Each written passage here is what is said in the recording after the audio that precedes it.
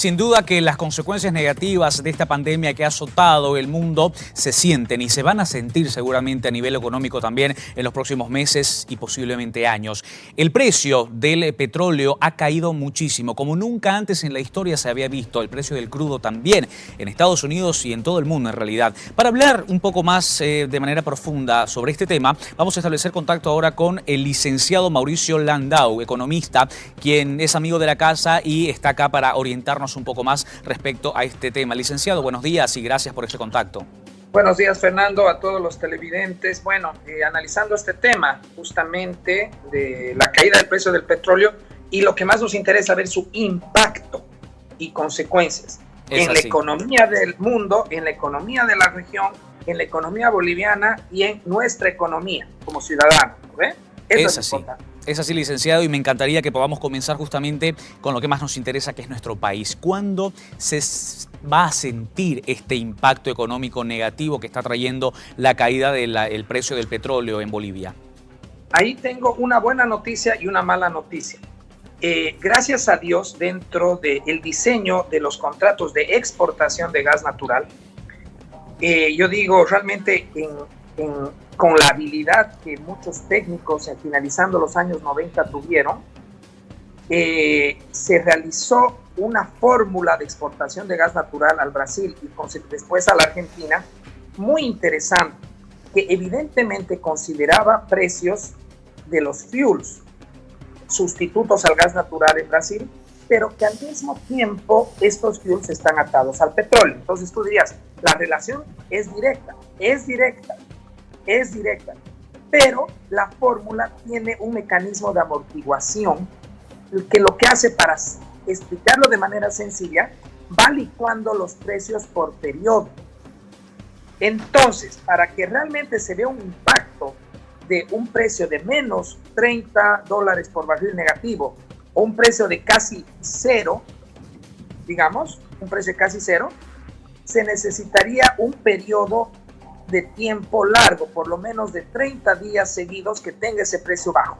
Si no, ya lo vas licuando con los precios nuevos que se estima que ya van a ir recuperando. Ojo, no irán recuperando a los niveles a los que alguna vez nos vimos acostumbrados. Mi análisis como economista es de que por un corto a mediano plazo, el precio promedio del barril recuperará como máximo entre 35 y $40 el barril, que ya es una cifra mucho más baja a las que en muchos momentos tuvimos, sobre todo en estos últimos 10 años, de 80, de 100, de 90, de 70 como promedio. Entonces, evidentemente, ahí viene un tema crítico. Tenemos la buena noticia de que el precio se licúa, el impacto fuerte no es tan directo ni tan rápido, porque la fórmula también te da un lapso de 3 meses, 90 días, para que ese precio del día de hoy se ejecute. Eso es un tema de yo quiero realmente honrar y felicitar a los equipos negociadores del gas al Brasil en la década de los 90 y un poco yo también como pupilo de ellos, porque yo participé en el diseño matemático de esa fórmula y que en algún momento durante el anterior gobierno nos la criticó demasiado, porque lo que ellos querían era hacer contratos binacionales con precios definidos de acuerdo a afinidad ideológica. Bien. Lo que hace Venezuela con Cuba. Pero ahora esa fórmula es vigente. Y si el precio permanecería en este nivel tan bajo, recién en 3 meses, 90 días, veríamos el efecto en cuanto a recaudaciones. Ahora, tomando en cuenta lo que usted nos dice, licenciado Landau, ¿cómo debe prepararse la población en nuestro país para afrontar esta crisis económica que va a traer como consecuencia esta situación? ¿Y cuánto afectará a los presupuestos de las gobernaciones, del municipio y, por supuesto, de las universidades, también de las instituciones? La coparticipación. Lo que hay que entender un poco que la crisis energética en Bolivia al día de hoy no es casi un tema de precio. Ojo, ya los precios no están ayudando, ¿cierto? El problema que tenemos con la industria energética, sobre todo la de exportación, es volumen. No hay gas certificado, no hay cómo hacer compromisos a largo plazo. El contrato con el Brasil venció el 1 de diciembre, Fernando. Venció. Se lo ha extendido por 40 días, 4 meses y ahora una nueva adenda por 4 años pero ya no con las condiciones de volumétricas de antes. Entonces tienes un tema, precio, volumen, se han reducido ambos. Por ende, los ingresos del IDH y regalías se ven menguados.